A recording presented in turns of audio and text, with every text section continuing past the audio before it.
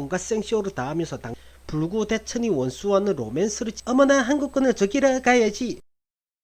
안녕하세요. 상식 추적자 상추입니다. 많은 분들이 한국인들의 정서에 맞춰라 친중 발언이 왜 잘못된 거냐, 그 정서가 도대체 뭐냐 라고 물으시는 분들이 많습니다. 까놓고 말해서 한국에서 5년 이상 계신 분들이 그분들의 정서를 모르신다면 진짜로 당신들이 한국인들을 동포로 생각하는지 반성을 하셔야 합니다. 즉 다시 말하면 한국인들이 너희들은 우리 동포가 아니다 라고 해도 할 말 없다는 거죠. 우리가 한국에 입국한 입장인데 우리가 돈만 버는데 급급하고 한국인들한테 관심 없으면서 배려를 바란다? 좀 웃기죠. 중국몽에 빠진 간첩 같은 인간들이 늘 하는 말이 있습니다. 역사적으로 많은 침략을 당해서 피해의식 때문에 그렇다, 그로 인해 피해의식이 생겨서 그렇다, 예전부터 자주 싸웠고 조국 역사 때문이다 등등 말이죠. 아주 틀린 말은 아닌데 그냥 모르면 모른다고 하는 게 더 보기 좋아요. 최소한 솔직하잖아. 본론으로 돌아가서 말씀드릴게요. 중국 지상주의자들의 얘기가 아주 근거 없는 거 아니지만 부수적인 이유죠. 밑반찬 같은 개념이죠. 6.25 전쟁은 아시겠죠? 하지만 단순히 이 전쟁 때문이라고 보기는 힘듭니다. 유엔군들 덕분에 통일 직전까지 갔지만 소련과 중국 때문에 반반으로 나뉘어서 생긴 불만도 존재하지만 모든 건 휴전 협정 이후에 벌어진 사건들로 생긴 반감이 주된 원인이라고 봐도 무방합니다.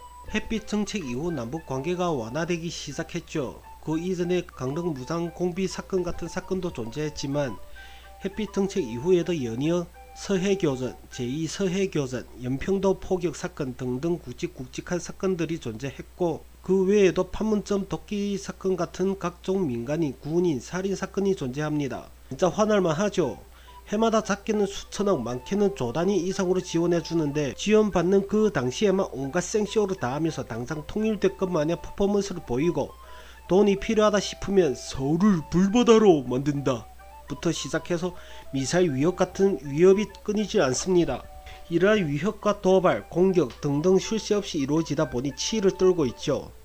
그냥 돈만 잘 퍼주는 호구 신세가 돼버린 거죠. 그런데 문제는 북한 혼자서 이런다면 모든 면에서 우위를 점하는 한국은 진작에 발라버렸을 텐데 항상 말로만 북한 지원 안해, 당연히 한국과 우호적이어야지, 북한 제재 참여할게 라고 하며 중국이 끊임없이 뒤를 봐준다는 겁니다. 즉 다시 말씀드리면 예로부터 앙숙이던 중국이 지금 이 순간까지 눈의 가시로 존재하는 거죠. 나와 항상 웃는 얼굴로만 대하지만 불구 대천이 원수와는 로맨스를 찍고 있는 거죠. 거기다가 플러스 김치, 한복, 역사, 문화 강탈은 물론이고 하나하나 말하기 힘든 양아치 짓거리는 서비스로 한국에 선물해 주고 있는 겁니다. 말하다 보니 짜증나네. 우리 조선족 문화가 중국 거라 56개 민족이 한 가정이라서 그런가?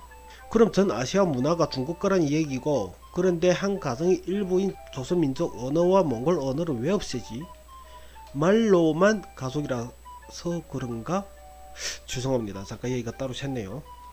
즉 이런 일련의 사건 사고로 한국인들한테 공산국가는 믿어도 안되고 믿을 수도 없고 상종할 수도 없다는 트라우마 및 콤플렉스가 몸 구석구석 세포 속에 각인됐다는 겁니다.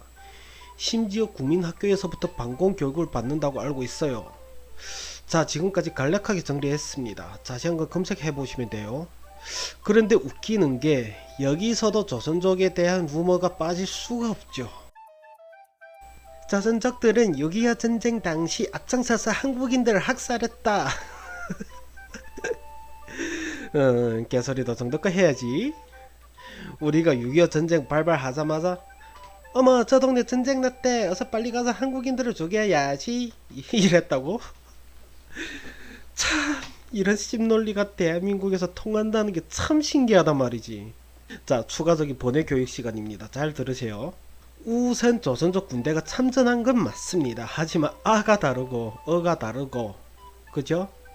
그 참전 배경에는 두 가지 얘기가 존재합니다. 그중 하나는 중공군에는 최광군단이라 일컫는 제3야전군과 제4야전군이 존재합니다. 그중 최강사단이라고 불리는 사단이 존재하죠. 일명 조선민족 혹은 고려인 사단이죠. 하지만 이들은 그 이전부터 김일성 요청으로 북한에 입국했다는 거죠. 중국 정부를 선포하기 그 이전이죠. 1946년 47년쯤에 김일성이 요청으로 속속 파병됐다는 얘기가 있습니다. 조선민족들 입장에서는 우리 조국에 돌아가서 건설한다는 마음의 지원자가 속출했다는 얘기가 있어요.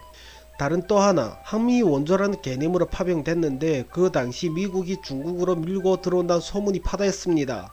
마침 북한의 변경지역에는 조선족들 거수지가 존재하고 또한 제4야전군이 만주지역에 분포되어 있죠. 그로 인해 가장 먼저 파병 나간 군인들이 조선족 사단이 포함되어 있는 제4야전군이었습니다. 6.25 당시 북한에서 활동한 유능한 군 지휘관이나 정예병들은 대부분 조선족 군단이라고 봐도 무방합니다. 북한이 군사력이 식민 시절을 거치면서 약했었고, 반대로 그 당시 조선족 사단은 항일전쟁, 국공내전 등등 거치면서 이미 경험치가 만렙이었거든요. 자, 그러면 역시 잘못된 거 아니냐 라고 하실 거죠. 자, 그럼 반대로 이렇게 얘기할게요. 만약 전쟁 중인 국가와 직업 군인들은 그렇게 충만한 감성적인 논리로 전쟁이라 개념을 이해해야 한다면 그 당시 한국군들이 부산까지 밀려나가면서 유엔군이 지원을 받지 말고 우리 민족의 분쟁은 우리 민족들이 알아서 할게요 하고 완강히 거부하고 북한과 끝까지 총과 포탄이 아닌 대화로 해결을 보셔야 하는 거 정상 아닌가요? 당신들의 논리가 이런 논리입니다. 아니면 현재 징집으로 군대에 가신 군인들이나 징집영장을 받으신 한국인들이 징집은 인권에 어긋난 정책입니다. 저는 병역을 거부하겠습니다 라고 외치면서 당당히 박차고 나오시거나 영장을 거부하신다면 저는 인정합니다. 당신들이 떠드는 대로 어머나 한국군을 저기러 가야지 라는 개소리를 사실이라고 인정할게요. 이상입니다.